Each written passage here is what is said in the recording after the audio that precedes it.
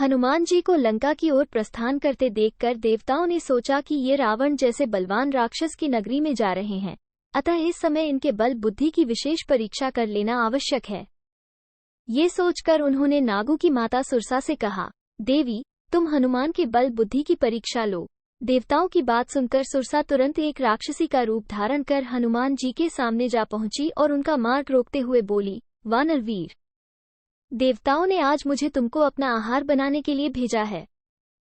उसकी बातें सुनकर हनुमान जी ने कहा, माता, इस समय मैं प्रभु श्री रामचंद्र जी के कार्य से जा रहा हूँ।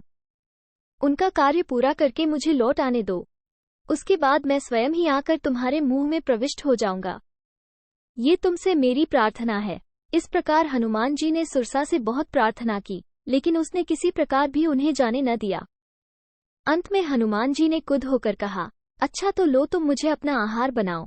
उनके ऐसा कहते ही सुरसा अपना मुंह 16 योजन तक फैलाकर उनकी ओर बढ़ी। हनुमान जी ने भी तुरंत अपना आकार उसका दुगना अर्थात 32 योजन तक बढ़ा लिया। इस प्रकार जैसे जैसे वह अपने मुख का आकार बढ़ाती गई, हनुमान जी अपने शरीर का आकार उसका दुगना करते गए।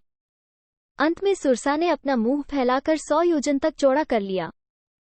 तब हनुमान जी तुरंत अत्यंत छोटा रूप धारण करके उसके उस 100 योजन चौड़े मुंह में घुसकर तुरंत बाहर निकल आए।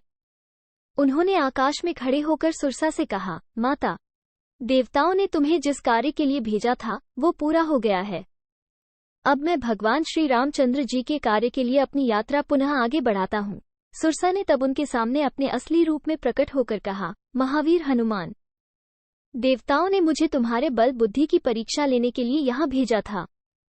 तुम्हारे बल बुद्धि की समानता करने वाला तीनों लोकों में कोई नहीं है। तुम शीघ्र ही भगवान श्री रामचंद्र जी के सारे कार्य पूर्ण करोगे, इसमें कोई संदेह नहीं है, ऐसा मेरा आशीर्वाद है।